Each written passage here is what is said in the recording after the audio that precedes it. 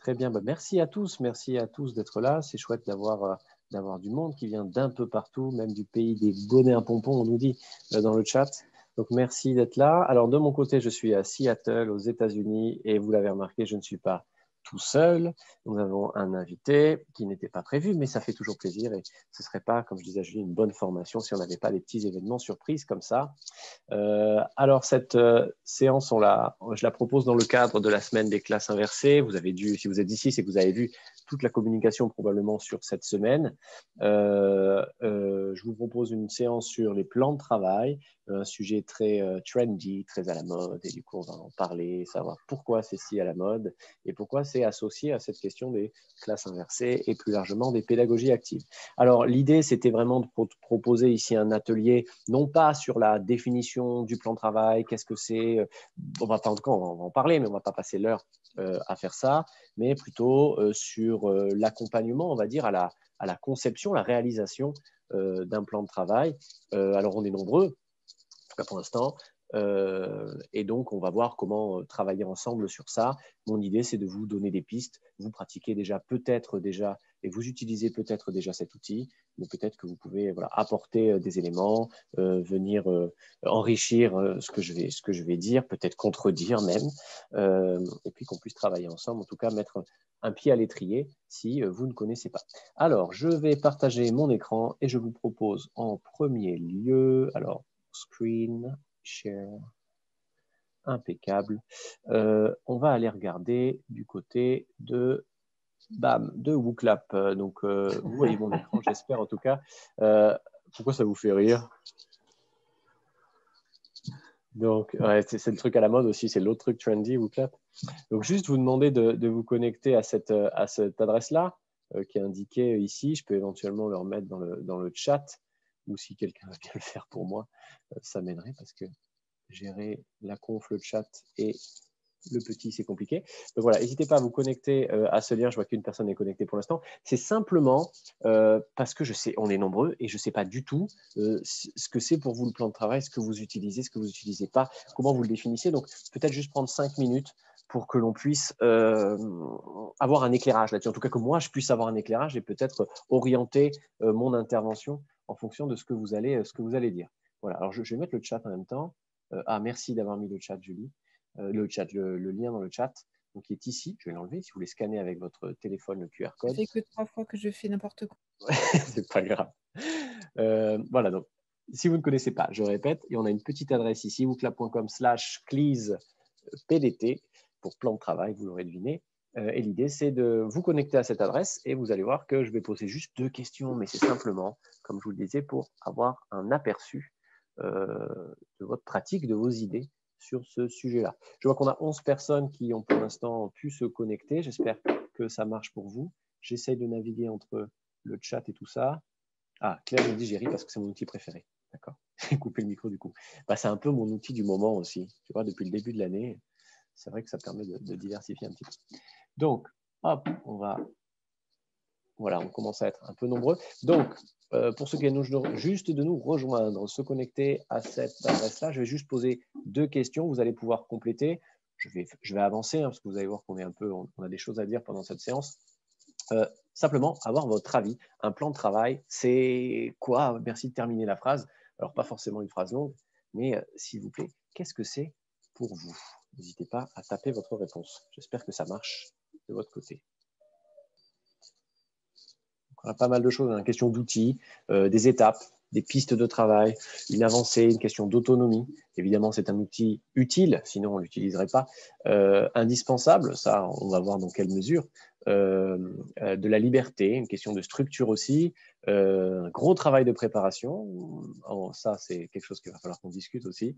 L'organisation, l'autonomie, l'engagement des élèves, une vision globale, ce qui va être abordé au cours de la séquence. On retrouve peut-être la question de syllabus qui était évoquée. Donc, on voit à travers vos réponses une sorte de tension dans ce plan de travail, quelque chose qui amène de la rigueur, du cadre, mais en même temps qui doit permettre de développer l'autonomie et le travail par les élèves.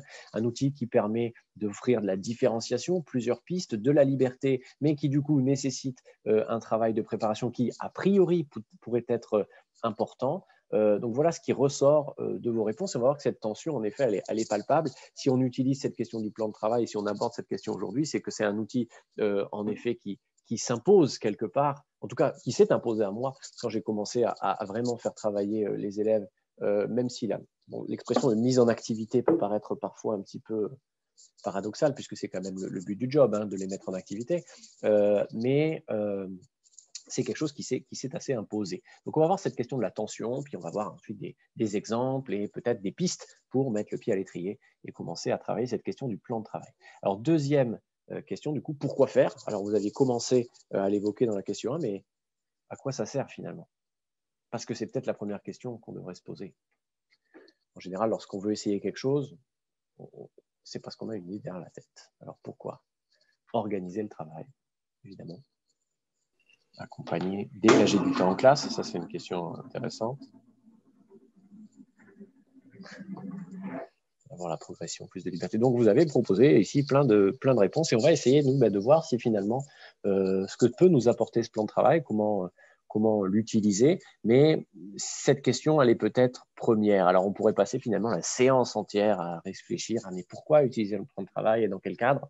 Et si vous êtes ici, c'est que vous avez peut-être déjà une idée. En tout cas, à partir du moment où vous voudrez le mettre en place, cet outil, il faudra vous poser cette question. Pourquoi je l'utilise? Si je l'utilise pour l'utiliser ou parce que j'ai suivi cette formation et que ça me donne des idées, parfois, ça risque d'être un peu bancal. Vraiment, quelle est la finalité? Mais ça, je ne vous en prends rien, vous faites ça dans votre métier tous les jours. Alors, mettons fin à ce WooClap assez rapide, mais qui me permet, moi, d'avoir une petite idée de ce que vous êtes en train de faire. J'aimerais enlever cette petite barre qui ne veut pas s'enlever. Donc là, vous avez accès à ma boîte mail, c'est super. Hop, je ne peux pas l'enlever. Elle ne veut pas s'enlever. On va faire un effet, on va enlever ça. Je suis désolé, hein, on tâtonne. Voilà. Hop. Alors, c'est parti. On va reprendre du coup sur différents éléments pour plan de travail. J'espère que le bruit à côté ne vous gêne pas puisque 2 ans a décidé de sauter partout. Si jamais je suis amené à sortir du champ, ce sera très très court, rassurez-vous. Si vous avez des questions, n'hésitez pas à les poser, de prendre la parole directement, à m'interrompre. Parce que là, avec un seul écran, j'ai du mal à gérer le chat et en même temps la présentation. N'hésitez pas, soit à lever la main, soit à m'interrompre, ce ne sera absolument pas un souci. Donc, le plan de travail, qu'est-ce que c'est ce truc? On va en discuter, peut-être revenir sur quelques invariants et ensuite on va regarder à quoi ça peut ressembler, ce plan de travail un peu plus en détail. Dans toute la littérature qu'on peut retrouver sur cette question-là, on va retrouver des éléments un petit peu clés qui le différencient notamment de la feuille de route ou qui différencient de quelque chose, d'une sorte de contrat. Et on va retrouver en général sur ce document, et on va avoir l'occasion d'en regarder un peu plus en détail, le prénom, le nom de l'élève en général, permet d'identifier à qui appartient le plan de travail, qu'il soit sous format, s'il est sous format papier. On verra qu'il y a des exemples sous format numérique qui existent. Le plan de travail est un document qui va donc permettre d'organiser le travail et qui est valable sur une certaine période. On va donner une certaine période, généralement, ça dépend des niveaux, mais 1 semaine, 2 semaines, 3 semaines, qui tape sur votre séquence dans le secondaire, sur lequel l'élève va pouvoir travailler. Et ce plan de travail, c'est des éléments que j'ai mis en gras ici. Il fait la part belle aux activités obligatoires, mais surtout aux activités peut-être optionnelles ou facultatives, des activités beaucoup plus libres. Et c'est sur ça qu'il va falloir qu'on travaille. Et c'est peut-être pour ça que vous évoquiez la charge de travail, c'est que ça vous nécessite d'offrir une grande diversité d'activités et ne pas vous limiter à un seul parcours, à un seul sujet que vous allez proposer. Le plan de travail est aussi un outil dans lequel vous allez vous trouver en tension entre des activités collectives proposées à un ensemble d'élèves et puis des activités qui sont parfois personnalisées avec un E en trop, comme vous pouvez le voir, qui sont vraiment spécifiques à certains élèves. Donc la question de la différenciation, de la liberté qui est offerte aussi aux élèves est évidemment importante. Dans ces plans de travail, on va retrouver, dans les exemples que je vous montrerai, une grande variété de tâches, à la fois dans la tâche qui est demandée à faire, mais aussi parfois dans le sujet qui est traité, puisque pour un même aspect de cours à travailler, plusieurs axes vont pouvoir être choisis et l'élève pourra s'orienter vers un aspect ou un autre. Dans ce plan de travail, enfin, on retrouve des éléments en lien avec l'évaluation. Alors là, tout dépend de vos pratiques d'évaluation, mais on peut retrouver des éléments d'auto-évaluation, en disant, mais voilà, par rapport à cette évaluation, qu'est-ce que ça a donné? On peut retrouver des éléments de métacognition aussi, qu'est-ce que tu as réussi, comment tu peux t'améliorer la prochaine fois, etc. Des bilans. Et puis parfois, encore une fois, ça dépend vraiment des plans de travail, des éléments de validation. Validation d'une évaluation, et parfois validation simplement du plan de travail en disant très bien, bah, tu es arrivé à la fin de ton plan de travail, il est donc validé. Ce qui permet notamment d'évaluer l'autonomie des élèves. J'ai mis ici des éléments que je n'ai pas surlignés, je vais m'enlever, voilà. Ce sont des degrés d'autonomie, c'est des choses que l'on retrouve, qu'on voit plus dans les plans de travail du primaire, mais que certains enseignants dans le secondaire utilisent aussi, c'est-à-dire qu'on va offrir des degrés d'autonomie aux élèves qui vont gagner et que ces degrés vont leur permettre de faire certaines choses, d'avoir plus ou moins de liberté, liberté dans le choix des activités, liberté dans les circulations dans la classe, même si actuellement en temps de Covid, les choses sont parfois un petit peu bousculées. Enfin, vous le verrez chez certains enseignants, la place est donnée au projet personnel de l'élève. Une batterie de projets peut être proposée, sans pour autant que cela demande un travail de préparation au professeur, mais plutôt offrir des pistes et l'élève peut s'engouffrer sur quelque chose, proposer lui-même un projet et s'exprimer sur le sujet de son choix, pour peu qu'il reste en lien avec votre matière. Mais vous verrez que certains enseignants proposent des choses parfois un peu à la marge et pas forcément au cœur du sujet qu'ils sont en train de traiter. Voilà, donc c'est peut-être totalement hors sol ce que je suis en train de vous dire. Merci Nélino. C'est peut-être totalement hors sol. Donc ce qu'il va falloir, c'est qu'ensuite on regarde peut-être certains plans de travail pour les faire vivre un peu plus. Alors, je vais vous proposer un mur. Donc là, je vais l'ouvrir un peu plus grand. Hop, on va éventuellement pouvoir le mettre dans le chat. Si j'arrive à retrouver mon chat, qui est hop, ici. Hop. Je mets le truc, je récupère l'enfant. Voilà. Merci. Est-ce que vous arrivez à accéder au plan de travail au mur que je viens de partager dans le chat?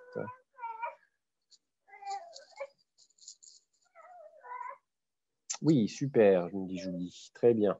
Donc, dans ce mur, donc je viens de partager dans le chat, padlet.com, j'ai essayé de compiler depuis un petit moment maintenant des plans de travail dans différentes disciplines, à différents niveaux.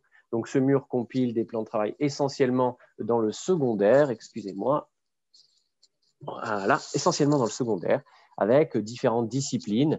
Donc, pour mes collègues historiens, géographes, on retrouvera une batterie de plans de travail. On en retrouve en physique, chimie, on en retrouve en mathématiques, en éco-droit, des plans de travail interdisciplinaires aussi, en SVT, anglais, français, un petit peu en élémentaire, espagnol, éducation musicale, etc. Alors, je ne fais pas le tri dans les plans de travail que j'ai compilés ici. On vous verrez qu'il y a une très, très grande diversité dans les pratiques et dans les approches, dans les présentations aussi. Mais l'idée de cette compilation, c'est vraiment pour vous de trouver une inspiration.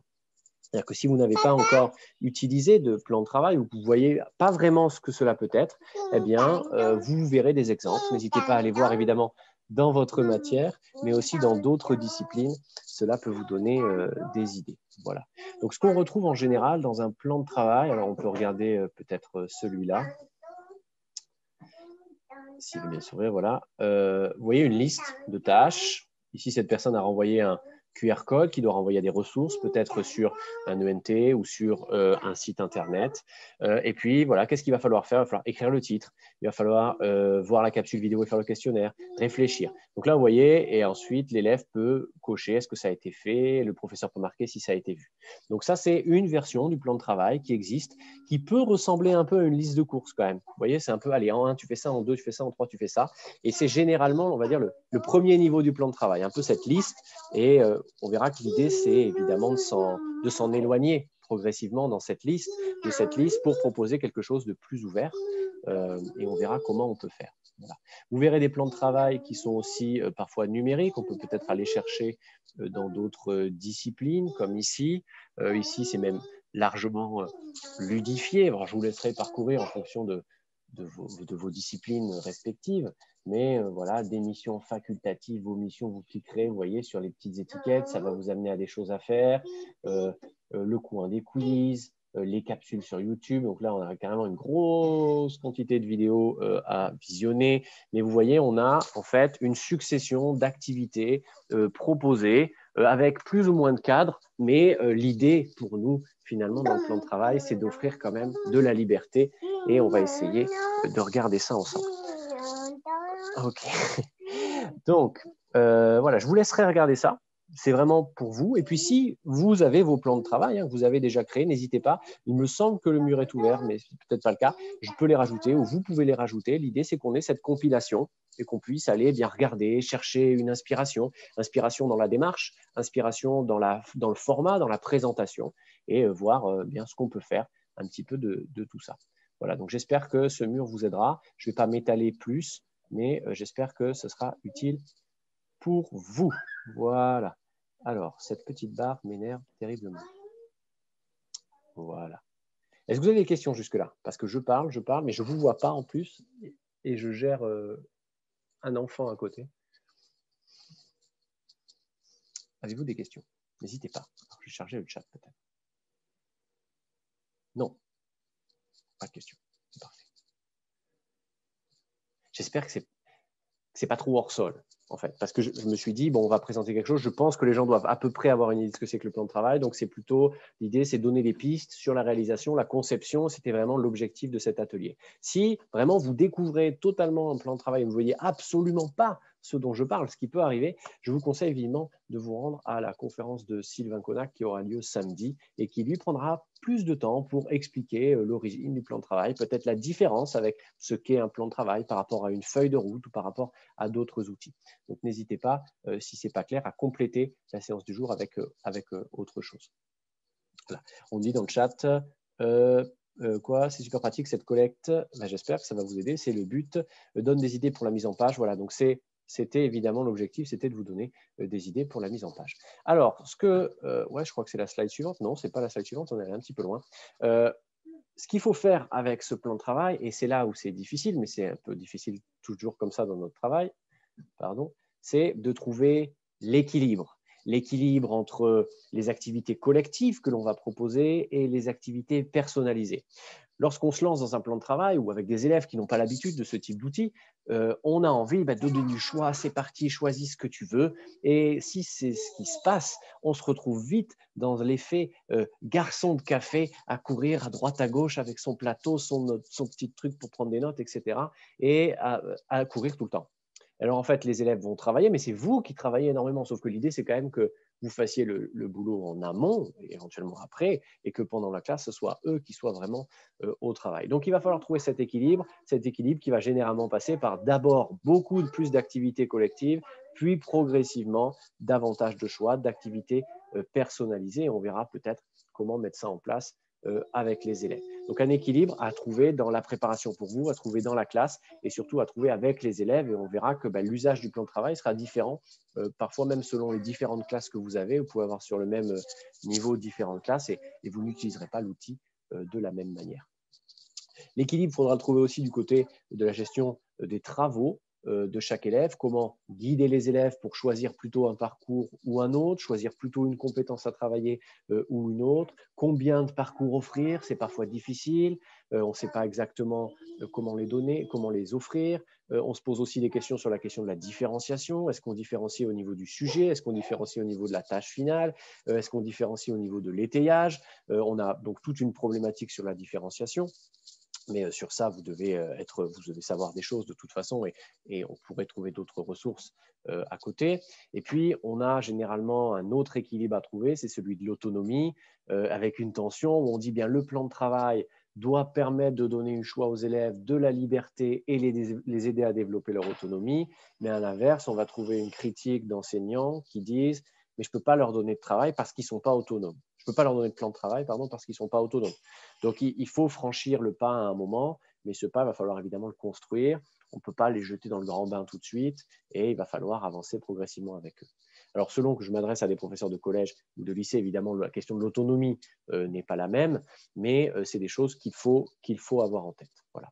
En tout cas, si le plan de travail est bien construit, s'il offre du choix, on observe que généralement, les élèves s'emparent beaucoup plus facilement de cet outil-là et pour vous, vous offre aussi beaucoup plus de flexibilité et d'accompagnement. Voilà. À titre personnel, c'est vraiment un outil qui a permis d'approfondir pour certains élèves, d'aller beaucoup plus loin. Et puis pour des élèves en situation de décrochage scolaire, eh bien d'aller les chercher, de leur proposer, de dire ben voilà, qu'est-ce que tu veux faire? Tu sais pas, ben voilà, tu vas commencer par ça. Et on avance petit pas par petit pas. Et finalement, on y trouve à peu près tous notre compte. Et ça permet de gérer notre hétérogénéité aussi de manière intelligente et sans avoir à courir partout. En tout cas, c'est ce qu'il faut essayer de faire. Voilà. Alors, vous voyez que ce n'est pas si facile que ça. Il ne suffit pas de mettre une liste d'activités sur un document Word, le donner et dire, allez les gars, c'est parti. Alors, comment faire pour se lancer, pour se jeter à l'eau? Quelques conseils. Alors, des conseils que j'ai moi par ma pratique, des conseils que j'ai pu trouver dans des lectures, puis des conseils que j'ai demandé aussi à des collègues, puisque juste avant de commencer cet atelier, la semaine dernière, j'ai demandé à des collègues, eh qu'est-ce que vous pensez si vous deviez donner un conseil à des gens qui veulent se jeter à l'eau et utiliser le plan de travail? Alors, petit bilan rapide ici, je vous montrerai ensuite les réponses de nos collègues sur ce sujet-là. Le premier conseil que j'ai à vous donner, c'est évidemment less is more, c'est-à-dire n'en faites pas trop. On a envie que ça marche, on a envie que ce soit super, on arrive avec un super plan de travail, des jolies cases, des couleurs, plein de sujets, plein de trucs, et ça ne va pas forcément prendre. Donc, il vaut mieux y aller tranquillement, petit à petit, ne pas trop en faire. Et ensuite, rajouter, changer, modifier, enlever. Mais on y va simple. D'accord? On est dans une période déjà qui est hyper chargée. C'est déjà super que vous puissiez participer à des formations comme ça pour continuer d'améliorer vos pratiques, mais on est nombreux à avoir la tête sous l'eau. Donc, autant essayer des trucs qui demandent un effort minime, mais qui ont un impact énorme. Et alors, si on s'en sort bien, le plan de travail peut avoir cet impact énorme avec un effort qui n'est pas si important que ça. Donc, concentrons-nous vraiment sur le less is more, n'en faisons pas trop du premier coup. Le deuxième point, faire avec ce qui existe déjà. On a déjà des tonnes de ressources. On a un chapitre qu'on a traité d'une manière, et puis l'année d'après, on l'a changé, puis ça, on l'a modifié, puis les programmes ont changé, etc. Mais on a déjà des choses. Des choses sont proposées par des collègues, des choses sont proposées dans des manuels. On a une grande variété. On fait avec l'existant. On ne va pas tout révolutionner. On ne va pas dire « Ah ouais, je vais proposer 3 parcours avec tel aspect, tel aspect, tel aspect. » On va devoir se retrouver à créer 3 activités alors que d'habitude, on en faisait une. Non, on prend ce qui existe et on va l'adapter. On va commencer par le classer et dire « Ok, qu'est-ce que je veux en faire? Est-ce que je veux vraiment les faire travailler? Est-ce que ce sera déjà obligatoire ou est-ce que ce sera facultatif? Est-ce que ce sera seul? Est-ce que ce sera en groupe? Combien de temps ça devrait durer? Qu'est-ce que je veux travailler? Pourquoi je leur propose ça? » Et on va commencer à classer et ensuite adapter. Parfois simplifier, parfois réorienter vers un autre aspect. Mais on va partir avec ce qui existe. Alors, j'ouvre le chat parce que je vois que ça clignote. Et les ressources existantes sont énormes. Oh oui, les ressources existantes sont énormes. Il y en a des tonnes. Et c'est parfois ce qui fait qu'on se perd. Et des fois, on dit « Ah, ça c'est super, ça c'est super, ça c'est super ». Et on veut tout mettre ensemble. Et après, on se retrouve dans une pédagogie Ikea du préfabriqué, là, où on doit tout visser. Et après, ça ne marche pas forcément. Donc, évidemment, on a pléthore de ressources. Mais après, c'est comment on fait pour rester simple. Encore une fois, si je l'ai mis en majuscule, c'est que c'est important. Comment on fait pour rester simple? Quels sont les objectifs? Comment on peut arriver à ces objectifs avec différentes manières, mais toujours de différentes manières, mais toujours partir de l'existant. Et puis ensuite, on prendra le temps de créer ou sur les différents chemins que vous proposez, vous allez en créer un qui est nouveau et réutiliser des choses que vous faisiez déjà avant. Voilà. Du coup, ça nous conduit évidemment à un autre conseil, c'est celui de s'inspirer. Et le mur que je vous ai proposé avec tous ces plans de travail, qui j'espère va continuer de s'enrichir dans les prochaines semaines, il cherche à vous donner une forme d'inspiration en disant tiens, ça c'était pas bête de mettre ces pictogrammes, ou c'est pas bête de mettre ce type de chemin, puisque vous verrez qu'on a parfois, peut-être que je peux revenir en arrière, mais on a parfois des aspects des aspects un peu liste de course, je vous disais, mais on a aussi parfois des choses un peu plus surprenantes, avec des chemins un petit peu différents. Et vous voyez, tiens, les exercices, les ressources, les missions, des codes couleurs, des choses parfois un peu légères. Ça peut faire sourire ici, parce qu'on se dit, si j'ai des terminales, je ne vais pas leur mettre des petits plongeurs. Mais on peut avoir des choses qui sont aussi très sérieuses. Regardez ici un plan de travail. En seconde, on retrouve des petits blocs, les ressources, les manipulations, les objectifs ici, notion et contenu. Pour aller plus loin, on renvoie vers les ressources avec des QR codes, si évidemment vos élèves peuvent y accéder, mais normalement au lycée avec les téléphones, ça ne va pas poser problème. La dimension sur l'auto-évaluation, est-ce que je sais faire ça, etc., etc. Vous voyez, on peut être, c'est pas forcément un outil pour enfants ou un outil pour collégiens. Vraiment au lycée, c'est aussi un outil qui a toute sa place. Je voulais voir si je trouvais un exemple en terminale. Ça aurait été intéressant. Donc, si on va voir du côté de ce mur d'exemples, on devrait en trouver. Voilà. En tout cas, il y a des choses très sérieuses et on peut vraiment les adapter à tous les niveaux. Je vous laisserai naviguer. Je ne me souviens plus de tous les plans de travail que j'ai pu mettre dans cette présentation. Voilà. Donc, vous voyez, c'est un petit peu, cette inspiration, elle est importante. Autre conseil, maintenant que vous allez commencer à y réfléchir, c'est la transition, ne pas vouloir aller à un format trop ouvert tout de suite en donnant les clés tout de suite à l'élève, en disant allez, tiens, hop, voilà, c'est parti, à toi de jouer. Ça ne va pas marcher. Donc, transitionner progressivement vers un format assez dirigé, une batterie d'exercices ou des choix limités, mais du choix quand même, pour s'orienter progressivement vers quelque chose de plus ouvert, où l'élève va proposer son travail, proposer son sujet, proposer la forme, proposer le temps qu'il veut y passer. Et on va y arriver progressivement. Voilà, donc du dirigé vers le format ouvert. On a parfois envie d'aller tout de suite et on va trop vite et du coup, ça ne prend pas et on ne comprend pas pourquoi forcément ça ne marche pas. Et puis un dernier conseil, celui d'observer les usages, observer ce qui se fait. Le plan de travail, il existe normalement parce qu'il y a un besoin dans votre pratique pour organiser le travail, on l'évoquait, pour donner du choix à l'élève, mais il doit répondre à un besoin de la part des élèves aussi. Un document qui va être imposé en disant à partir de maintenant, c'est plan de travail, c'est comme ça, et on a des étapes, et vous suivez les étapes, il ne va pas forcément être approprié. Et l'idée, c'est de se l'approprier et puis de le faire évoluer. Demander aux élèves qu'est-ce qui marche, qu'est-ce qui ne marche pas. Le voir comment ils l'utilisent. Est-ce qu'ils arrivent à l'utiliser, à se l'approprier, ou est-ce qu'il faut enlever certaines parties? Par exemple, je sais que moi, j'ai beaucoup tâtonné sur toute cette partie, sur tout ce qui est métacognitif, pour leur dire très bien, voilà, là, c'est ton évaluation, qu'est-ce que tu as fait, qu'est-ce que tu as réussi, qu'est-ce que tu n'as pas réussi, comment tu peux améliorer. Ça, c'est le truc. J'ai essayé plein de formats différents et ils n'arrivent pas toujours à se l'approprier. Donc, il faut regarder, il faut leur demander pour faire évoluer. Et on arrivera, au bout d'un moment, à des plans de travail, vous verrez qu'on continuera, vous continuerez de faire évoluer ces éléments-là. Voilà. Est-ce que vous avez des questions sur ces quelques pistes pour vous jeter à l'eau? Pas de questions. Alors, avant de plonger, peut-être, je voulais juste vous montrer que des conseils, il y en a plein, et c'est la force des réseaux sociaux. Regardons-le. J'avais posté cette question récemment.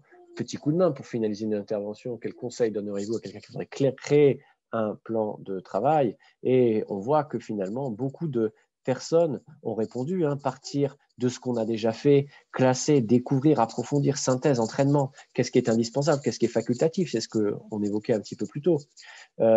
Guillaume qui donne de très bons conseils, et ça, on va peut-être pouvoir commencer par ça maintenant. C'est une façon de se lancer, c'est de concevoir quelque chose pour la révision. D'accord? Pour un devoir.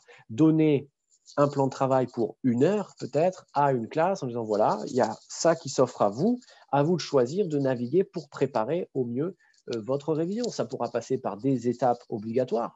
Je ne sais pas, de revoir le vocabulaire, de faire ce quiz, de refaire cet exercice, de revoir cette vidéo, de retravailler tel aspect, mais aussi passer par des activités facultatives, des éléments en groupe, des éléments seuls. Et vous pouvez vraiment varier. Ça, c'est vraiment un bon départ pour commencer. D'autres conseils donnés, la clarté, évidemment, les consignes, le plan de travail ne se fait pas tout seul. Ce n'est pas parce qu'on donne le document qu'il est explicite en lui-même et qu'il va permettre aux élèves de l'utiliser pleinement. C'est un vœu pieux qui n'est pas atteignable. Prendre le temps, ne pas plaquer sur un outil sur ses propres pratiques. Ce n'est pas parce que vous voyez un plan de travail magnifique dans le mur que je vous propose que c'est celui qu'il faudra utiliser. Voilà, donc vous voyez, le lien est ouvert, on n'avait pas besoin d'avoir de compte Twitter pour lire ce fil, mais vous verrez que de nombreux collègues proposent des pistes pour nous aider finalement à avancer et essayer. C'est surtout ça, on est là pour ça, pour essayer. Voilà. Donc, la deuxième partie de l'atelier, puisque là, j'ai parlé un petit moment, une petite demi-heure, l'idée, c'était vraiment de vous donner du temps, parce que c'est souvent ce qui nous manque, le temps, du temps pour essayer, du temps pour dire, moi, j'ai envie d'y aller, j'ai bien envie d'essayer de faire un plan de travail, je ne savais pas trop par où commencer, maintenant, j'ai peut-être 2-3 idées, j'ai une petite collection de ressources qui existent, j'ai des gens ici avec moi dans cette salle Zoom, et je vais peut-être essayer. Je me dis, j'ai un devoir dans 2 semaines ou la semaine prochaine avec mes premières. Peut-être que je vais pouvoir proposer un premier plan de travail pour les aider à réviser. Je vais bientôt commencer une séquence. Je vais peut-être essayer. Donc, ce que je vous propose maintenant, c'est vraiment un moment où c'est à vous de jouer. Et vous avez une demi-heure, si vous voulez prendre cette demi-heure-là, pour essayer, dire moi j'aimerais essayer ça, mais je ne sais pas trop comment faire. Moi j'ai envie de me plonger là-dedans. Voilà. Donc de mon côté, c'est bon, j'ai dit ce que j'avais à vous dire. Maintenant, c'est vraiment à vous de voir et d'essayer sans souci. Et puis, je suis là pour répondre à vos questions, évidemment, dans le temps qui nous reste. Si vous avez des questions. Donc, ce que je vous propose de faire, si vous voulez essayer vraiment, c'est vous pencher sur pourquoi je pourrais faire ce plan de travail, avec qui, comment, et regarder ce qui se fait. Peut-être commencer à réfléchir sur une séquence que vous avez déjà. Qu'est-ce qui pourrait être obligatoire? Qu'est-ce qui pourrait être facultatif? Quelle serait la synthèse? Quels seraient les moyens de s'entraîner avec peut-être de l'auto-évaluation, des exercices autocorrectifs, et commencer à débroussailler un petit peu tout ça et mettre les choses au clair. Si vous utilisez déjà des plans de travail, et je sais que certains ici le font parce que je vois les noms des participants, peut-être que vous pouvez apporter quelque chose que je n'ai pas dit. Peut-être que dans ces conseils pour se lancer, vous pouvez aussi partager votre expérience. On est là pour ça. Donc surtout, n'hésitez pas. Là, on est vraiment sur un temps où la parole est à vous. Je peux dire quelque chose? Oui, vas-y. Oui. Moi, ce que je trouve difficile, c'est inclure tous ces logiciels dans ce plan de travail. Moi, je fais en principe des feuilles de route à mes élèves et j'essaye de suivre vraiment tout ce que tu nous as dit.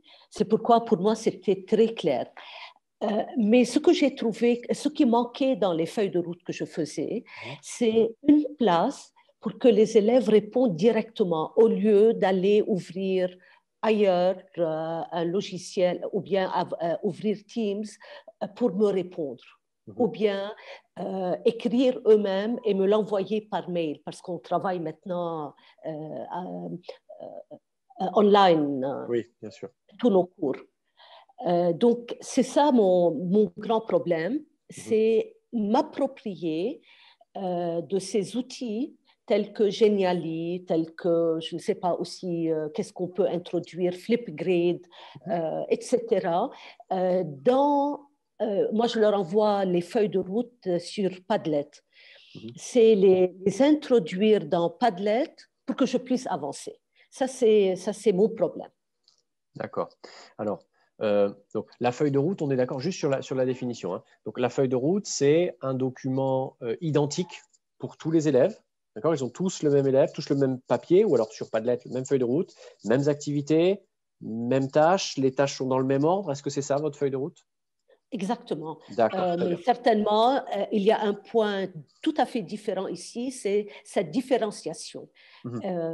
C'est le genre de portfolio qu'on peut demander aux élèves de faire pour que ces élèves puissent voir qu'est-ce qu'ils faisaient, comment ils le faisaient et qu'est-ce qu'ils peuvent faire maintenant.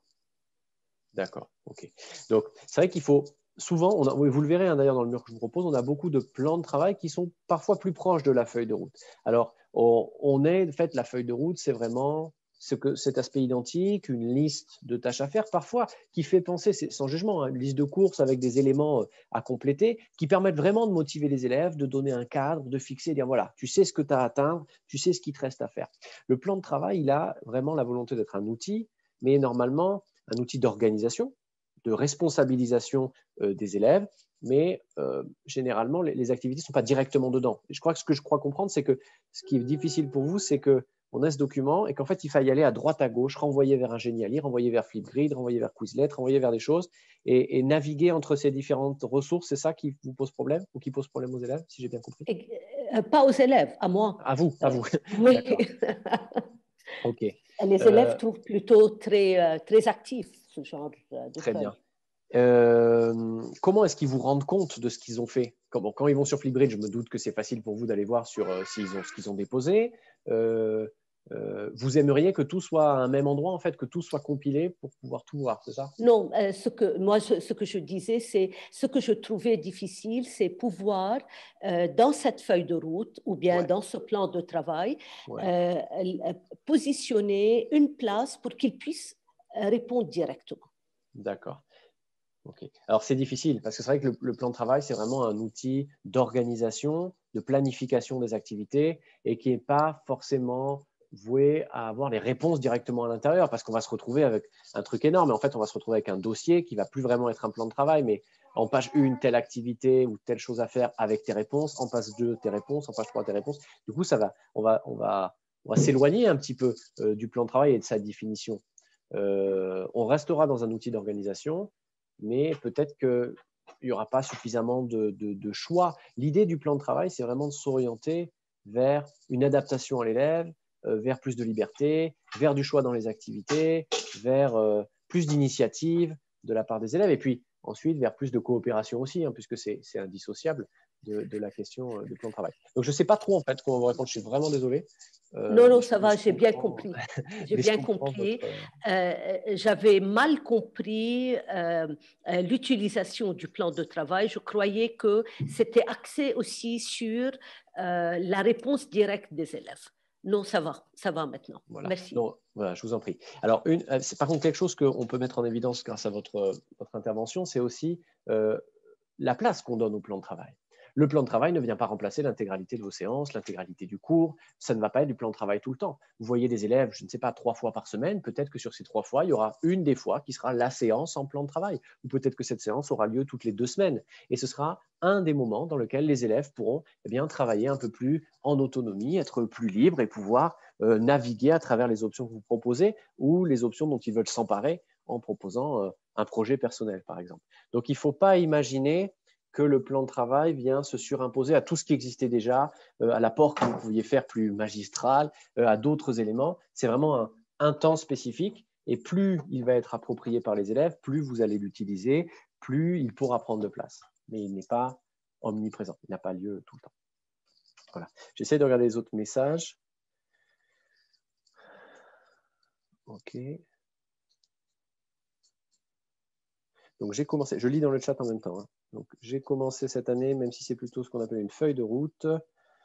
J'ai mis un bloc, les compétences connaissances du chapitre. Je galère avec le chat aujourd'hui. Il ne veut pas.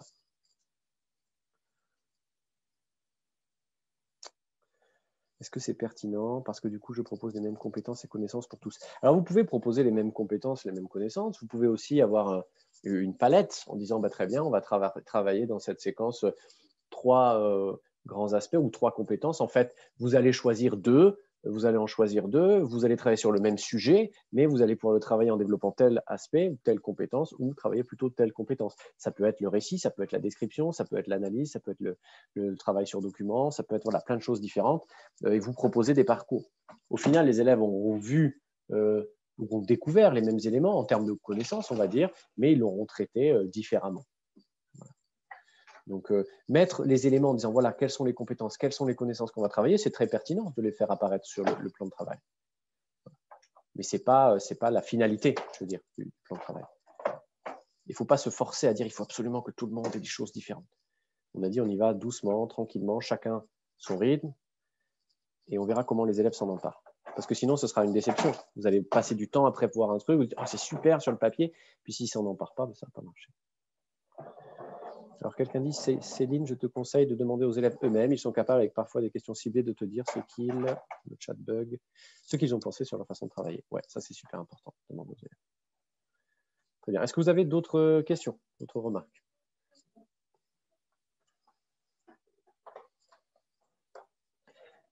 Est-ce qu'il y en a parmi vous qui ont, ça y est, une petite idée de, ah bah tiens, je vois ce que je peux en faire et j'ai bien envie de commencer?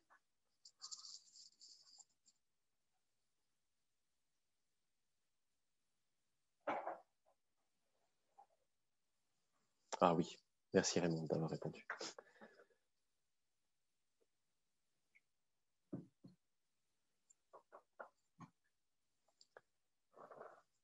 Donc voilà, là, je vous laisse travailler, j'espère, enfin, je pense, sur ce que vous pouvez en faire. Regardez vraiment ces documents-là.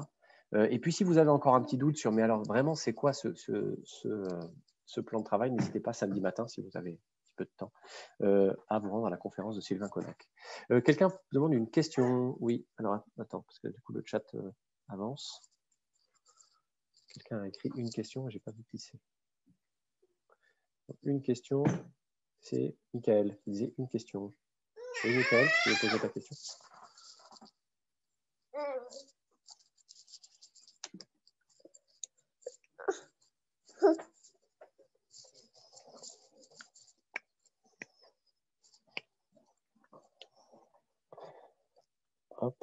Merci pour les gentils messages dans le chat. Oh, c'est trop mignon. Alors, par exemple, que penses-tu de ce plan de travail? Alors, je vais regarder. Enfin, on va regarder, parce qu'on est deux.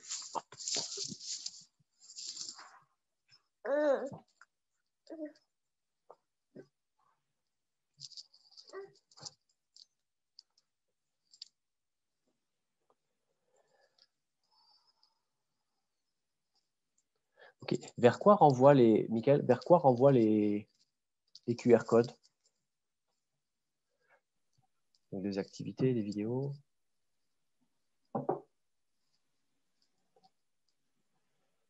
Quelques scènes de connaissances. Ok. Est-ce que tu attends qu'ils écrivent quelque chose sur ce document ou c'est simplement le document où ils vont pouvoir scanner la ressource? Est-ce que tu attends qu'ils mettent un bilan ou qu'il y ait au moins un truc qui dit OK, check, je l'ai fait, tu vois, comme une case qui dit OK, je l'ai fait? Est-ce tu prévois de la place pour toi pouvoir passer et mettre un commentaire ou un feedback sur ben voilà, j'ai vu le travail que tu as fait et voilà le commentaire que je te donne? Ou est-ce qu'on est Non, en Oui, fait, bon, je donne ça, mais après, je vérifie pas. C'est ça aussi le souci. D'accord. Ok. L'idée, c'est le plan de travail, je l'utilise moi, mais c'est ce que je vois chez les autres aussi, hein, je ne suis pas expert, mais aussi comme un outil pour l'élève pour s'organiser, mais pour nous aussi avoir un support d'échange. C'est-à-dire qu'en consultant le plan de travail, tu es capable de dire OK, t'en es là, la dernière fois, tu as fait ça, ça, je l'ai validé, ça, il faudrait le reprendre, ou ça, c'est pas solide. Et donc, peut-être à ce document-là, peut-être ajouter un élément de validation pour l'élève, où il est capable de dire OK, activité 1, check, je l'ai fait. Un élément de validation pour toi, être capable de dire, OK, activité 1, je sais qu'il l'a fait, check. Peut-être, quoi d'autre? Fais voir. Vérification de connaissances, exercice, fiche de révision. OK. Donc, les choses se font dans l'ordre. Donc, on descend la feuille, en fait, on commence par les activités, puis on fait le bilan, puis on fait les QCM exercices, je suppose, et la fiche de révision. C'est ça. Voilà. Donc, ça, c'est nickel parce que finalement, on a une structure et on retrouve les différents éléments. Les vidéos. La vidéo, ils la regardent ou il y a quelque chose qui est associé? Tu leur demandes de prendre des notes, tu leur demandes de compléter quelque chose ou simplement la visionner? Compléter le bilan. Il y a un bilan à compléter avec. D'accord, le bilan qui va avec les vidéos. Ok, d'accord. Okay, voilà. Ok, ben, c'est bien. Après, il faut avoir quelque chose en plus, je pense, pour que ce soit vraiment un document de travail, qu'on puisse se l'approprier, qu'on puisse l'enrichir. Peut-être que tu peux demander à tes élèves, une fois qu'ils utilisent ça, de dire, ben voilà, est-ce que vous avez trouvé que c'était utile? Ben non, ça ne changeait pas d'habitude. Ou bah oui, ça c'était bien. Mais peut-être que monsieur, vous pourriez rajouter ça. Et souvent, vraiment, vu que ce sont eux les utilisateurs, ils vont vraiment t'aider à le faire évoluer, ce plan de travail, et il va répondre à un besoin. Donc c'est comme ça, je pense que tu vas mieux réussir à le faire évoluer. Ok. Voilà. Merci beaucoup. Je t'en prie. Alors, je vais essayer de regarder les autres messages. Pas de souci pour ceux qui doivent se déconnecter. Peut-on proposer 2 différents plans de travail pour un groupe classe? Comment gérer la classe? Alors, pourquoi vouloir proposer 2 plans de travail pour un groupe classe, déjà? Juste que je sache.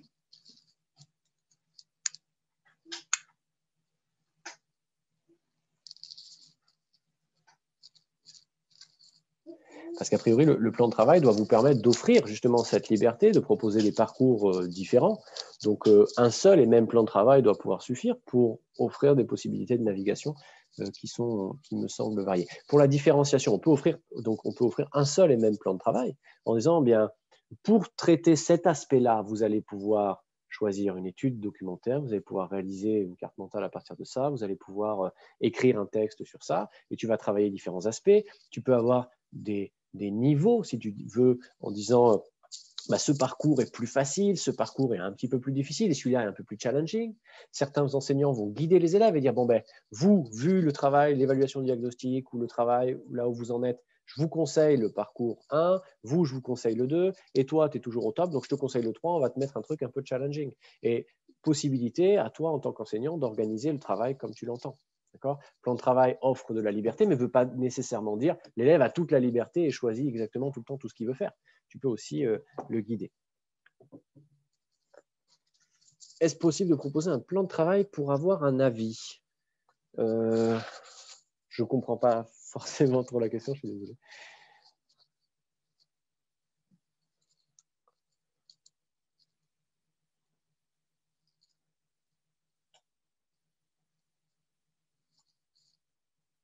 Alors, je vois le plan de travail qui nous est proposé dans le chat sur la Deuxième Guerre mondiale.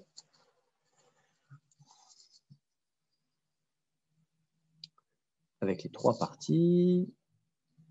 Donc, je regarde la vidéo d'intro, je réponds au questionnaire, les objectifs, d'entraîner mon bilan, vers l'évaluation. C'est super. Les petites cases, je suppose, sur le plan de travail pour la Deuxième Guerre mondiale sont pour l'élève, pour lui permettre de checker quand il a fait les choses.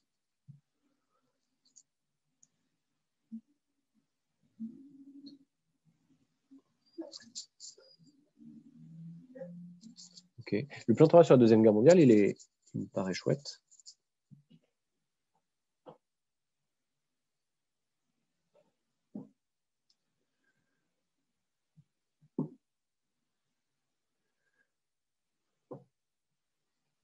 Et en fait, ce qu'on voit ensuite avec les plans de travail, c'est vraiment la possibilité progressivement de sortir de l'ordre imposé.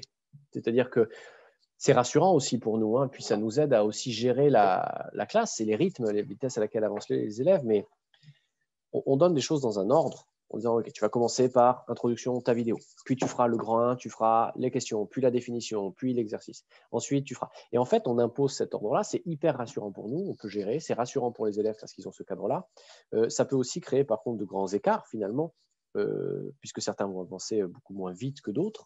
Et parfois, quand on arrive vers la fin d'un chapitre, c'est parfois difficile à gérer, parce que vous allez vouloir faire une trace écrite, mais tout le monde n'a pas pu terminer sur ce que vous vouliez proposer, par exemple. Parce que certains ont déjà tout fini et disent « Monsieur, je fais quoi ?» Donc, offrir du choix, offrir un projet personnel, offrir la possibilité de dire « Ah bah tiens, tu as fini, ben regarde, tu peux travailler sur tel élément d'auto-évaluation, tu peux travailler sur ta fiche de mémorisation, tu peux proposer un projet en lien avec le sujet, une recherche, donc on évaluera sur tel ou tel critère, ou même en disant à l'élève, qu'est-ce que tu voudrais faire et sur quoi voudrais-tu être évalué sur cette tâche-là. Donc, proposer un peu plus de liberté, en tout cas un espace de liberté dans ce plan de travail, permettrait aussi pour vous de faire parfois redescendre un peu la pression et de dire, OK, vu que chacun va avancer à son rythme, on va pouvoir aussi gérer différemment la classe et je vais pouvoir me concentrer sur ceux qui ont aussi besoin de plus d'aide. Je ne vois pas comment intégrer la coopération dans un plan de travail. On me demande dans le chat. Alors, la coopération ne va pas forcément s'intégrer dans le plan de travail, mais souvent, ce qu'on peut trouver, alors je regarde dans le Padlet, c'est des documents de type j'ai aidé ou j'ai été aidé par. Alors, attends. Je pense que du côté du plan travail interdisciplinaire de Guillaume, on devrait trouver ça. Ah oui, je vais partager l'écran. Voilà. Voilà, vous devez voir l'écran. Donc là, c'est un plan de travail interdisciplinaire de Guillaume Caron en mathématiques, mais aussi en français. Et vous voyez ici une partie coopération. J'ai aidé telle personne sur tel travail, qui m'a aidé telle personne sur tel travail. Donc, dans cette question du plan de travail, les rythmes sont évidemment variés selon les élèves. Certains vont valider des activités, vont parfois valider des évaluations intermédiaires ou finales et vont pouvoir parfois être identifiés comme tuteur si vous travaillez sur le tutorat en classe ou dans des systèmes d'aide et d'entraide, vous allez pouvoir encourager cela, parfois le structurer avec des règles précises, avec, vous voyez, des degrés d'autonomie aussi qui disent, tu as atteint tel degré, donc tu peux circuler et aller aider. Vous allez pouvoir installer de la coopération. Voilà. Mais pareil, c'est pas parce qu'on le met sur le plan de travail que les élèves vont céder. Il faut que la coopération, les pratiques coopératives soient en place pour que finalement il y ait un besoin d'écrire qui j'ai aidé et sur quoi. Sinon, ça n'a aucun intérêt. On va se retrouver avec cette case-là et personne ne va la compléter. Et vous allez dire, mais tu n'as pas complété que tu as aidé machin. Il va dire, mais je m'en fiche de l'avoir complété, je l'ai aidé, je n'ai pas besoin de l'écrire sur le papier. Il faut vraiment que les pratiques coopératives soient déjà installées avant de l'écrire sur le plan de travail. Voilà. Est-ce que vous avez d'autres questions ou remarques?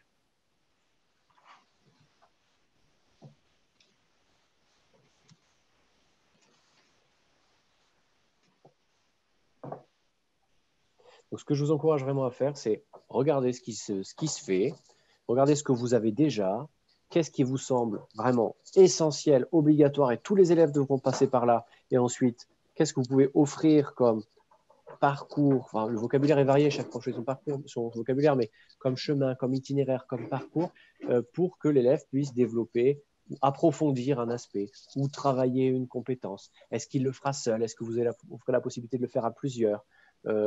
Donc, c'est vraiment le conseil majeur, partir de l'existant, partir de ce qui existe et voir ce que vous voulez en faire. Mais ne faites pas un plan de travail pour faire un plan de travail parce que tout le monde en fait, parce que ça fait bien ou parce que c'est bien, mais parce qu'il y a un besoin. Et faites-le évoluer tranquillement avec vos élèves. Faites-en de temps en temps. Le conseil de Guillaume sur faites-le pour une séance de révision, c'est pas mal. Ça vous permet ensuite de dire aux élèves, ben voilà, est-ce que ça vous a aidé? Oui, non. Qu'est-ce qu'on pourrait changer? Et on peut ensuite implémenter petit à petit les choses, c'est pratique, et finalement faire en sorte que le plan de travail fasse partie du quotidien des élèves. Voilà. Simon demande, désolé, je pensais assister, mais j'ai eu un empêchement pour avoir le PDF. Oui, la séance est enregistrée, donc vous pourrez avoir l'enregistrement. Je pense que la MLF mettra tout ça à disposition et le support de présentation aussi. Je peux même, regardez, le support de présentation, je vais même le mettre dans le chat tout de suite. Comme ça, vous allez pouvoir le récupérer immédiatement. Alors, laissez-moi juste 30 secondes. Voilà. Bonjour Alexandre, c'est Jérôme. Bonjour Jérôme. Pour intervenir, effectivement, je pense qu'on déposera tout sur le site, en tout cas ici sur le site de la MLF, ouais. La vidéo. Voilà, merci beaucoup Jérôme. Je viens de déposer le support de présentation dans le chat. Donc voilà. Et si on n'est pas MLF, je pense que ce sera sur le site de la MLF de toute façon, donc ça sera ouvert à tous, non Jérôme? Tu peux confirmer oui, ça? le site mlfmonde.org, je crois. En tout cas, vous tapez MLF Monde est ouvert à tous, c'est pas fermé. Ouais. Voilà, donc ça vous pourrez et le consulter. ce sera déposé aussi, à mon avis, sur la chaîne YouTube de la MLF qui n'est pas fermée non plus. Ouais. Vous voyez, vous aurez accès à toutes ces ressources-là. Donc, juste pour clôturer, je l'ai évoqué déjà à plusieurs reprises pendant notre séance. Hop, j'ai juste fermé ça. Mais pour approfondir, eh bien, il y a samedi matin l'essentiel Sylvain Connat qui viendra proposer quelque chose sur les plans de travail. Vous pouvez toujours vous inscrire. Ce sera une présentation notamment sur différentes feuilles de route, contrats de travail, plans de travail, parce qu'il y a parfois des confusions et on les a évoquées un petit peu aujourd'hui. Il vous montrera des exemples, lui aussi au secondaire, d'autres exemples, des exemples chez les plus jeunes en maternelle, en primaire. Et puis, il parlera notamment, parce que c'est son champ d'étude évidemment, de la coopération, d'une organisation coopérative de classe, et voir comment gérer et inclure ce plan de travail dans une organisation coopérative.